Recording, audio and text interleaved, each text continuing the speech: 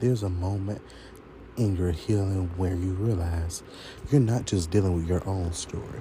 You're carrying the echoes of the people who came before you, their choices, their fears, their dreams, their survival, their silence. And suddenly, your life stops feeling random. It starts feeling connected, like you're a part of a much bigger timeline. Today, we're going to talk about the ancestral timeline that runs through all of us and what it means to honor the people whose footsteps we're walking in. A lot of us grew up thinking our story started the day we were born, But the truth is, we're chapters in a book that was already being written. Your grandmother's resilience shaped your confidence. Your grandfather's silence shaped your emotional language. Your mother's sacrifice shaped your ambition. Your father's wounds shaped your fears. Your ancestors' survival shaped your existence. You're not the beginning, you're the continuation.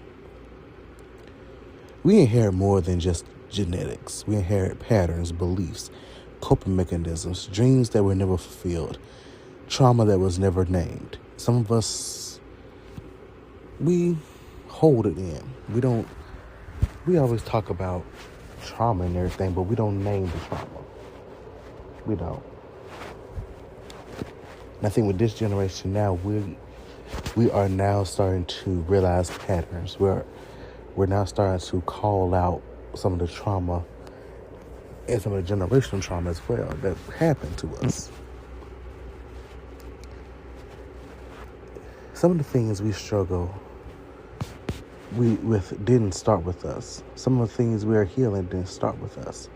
Some of the things we're breaking didn't start with us. And that's not a burden. That's context. It helps you understand why you move the way you move, why you love the way you love, why you fear the things you fear, why you're drawn to certain paths. Your life is connected to a lineage. When you understand your lineage, you understand your strength. You come from people who survived the impossible, people who dreamed without any repercussions, people who dreamed when dreaming was dangerous, people who built community out of nothing, people who held on to joy in the middle of chaos, knowing that changes how you see yourself, people who prayed you into existence. It changes how you carry your name, how you walk into rooms, how you handle challenges. You realize you're not alone. You're backed by generations. And when I always walk into the room, I feel, y'all know Real Housewives of Atlanta. You know Nene Leakes, and you know her tagline. When I walk into the room, I own it. And that's how I feel like every time when I walk into the room, I own the room. Or her other tagline is, the spotlight is on me, honey. And you know what it was. I know it was. Her tagline was something about the spotlight is on me. But I remember hearing that tagline, and I was like, yeah, when I walk through the room, I own it. Because they stop and stare. They see my ancestors around me. They feel the weight of my ancestors backing me. And this is how you gotta be. You gotta be like, when I walk into the room, I own it. When I walk into the room, all eyes go on me. That's just how it is.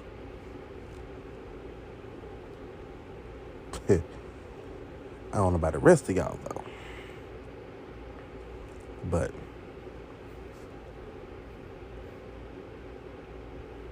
yes, it was, I have arrived, and the spotlight is on me, honey. Like, I have arrived. Hello. When I walk into the room, I have arrived.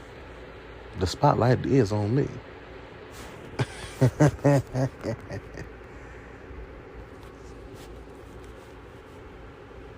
Like, hello. Hello. When I walk into the room, I own it. I have arrived. The spotlight is on me. And when black people walk into a room, we own the room.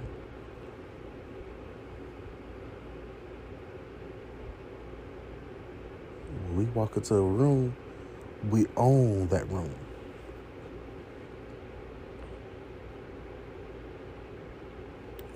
That's just how it is.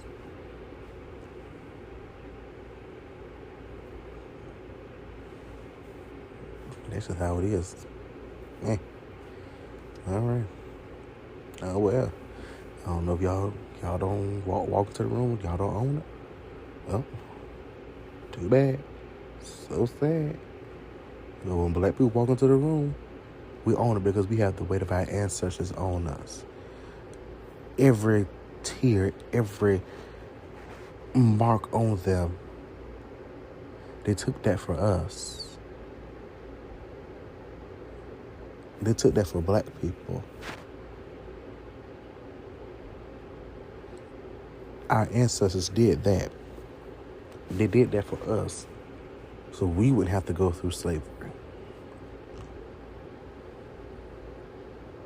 And no, I'm not talking about like, oh, there was like Jesus, how he took the whip and everything. No, they ain't Jesus now, okay? They ain't Jesus. They ain't him. Far from it. Because he died on the cross for our sins. Hello, somebody. Hello, somebody. Mm-hmm. Every generation has a job. Some things were meant to continue. The love, the creativity, the faith, the community, the brilliance, the resilience. And some things were meant to end. You know, silence, shame, emotional suppression, generational fear, survival mode parenting, belief that we have to be strong all the time because, baby, we don't have to be strong all the time. I'm tired of people always saying, oh, you got to be strong, you got to be strong, you got to be strong. But then they're allowed to break down, but we can't break down, though. We always have to be the ones to be stronger than uplift them. When is somebody going to uplift us? You are both a bridge and a turning point. You're carrying forward what's beautiful and laying down what's heavy. That's the work of a generation. One day someone will look back at you, at your choices, at your healing, at your courage, at your growth, and they'll say, because of them, I don't have to start from scratch. You're not just inheriting a timeline. You're shaping one. Your healing becomes someone's foundation. Boundaries become someone else's blueprint. Your joy becomes someone else's permission. Your freedom becomes someone's inheritance. You are living history. This ancestral timeline isn't about the past. It's about connection. It's about understanding that you are part of something bigger, older, deeper, and more powerful than anything you've been taught. You are the dream and the continuation. You are the healing and the evolution. You are the past and the future meeting in the present.